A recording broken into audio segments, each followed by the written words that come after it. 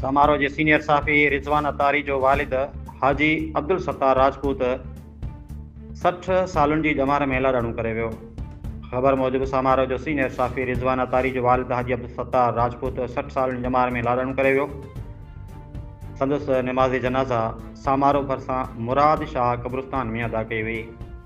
नमाज़ी जनाज़े में सियासी समाजी अॻवाननि वॾे अंग में शिरकत कई, जंहिंमें पीपी अॻवान सैयद ज़ुल्फ़िकार अली शाह, CMO उमरकोट सैयद साजिद अली शाह, अॻूणो chairman town Rafiq Kaimkhani, councillor ward number 3 Jahanzeb Kaimkhani, UC chairman Waqar Zulfiqar Khaskheli, अलहाज मौलवी गुलाम मुस्तफ़ा साबरी, हाजी मंजूर कायमखानी, टाउन ऑफिसर पिथोरो सैयद शमशेर अली शाह, सियासी समाजी शख्सियत डॉक्टर काशिफ अज़ीज़ आरई, पीपी अॻवान सैयद करम हुसैन शाह, समाजी अॻवान अज़ीम ख़ासकेली, साफ़ी बिरादरी में डादर बख्शियाड़ो, डादर बिरोही, ख़ालिक आरई, इदरीस सियाड़ो, सिकंदर शाहानी, बशीर शाहानी, अरशद कोसो, अली मोहम्मद शीदी ऐं ॿियनि सियासी समाजी अॻवाननि तोड़े शहरी वॾे अंग में शिरकत कई।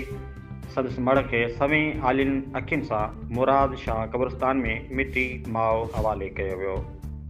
रिपोर्ट करे रहियो आहे डॉक्टर एम लाल बाघाणी।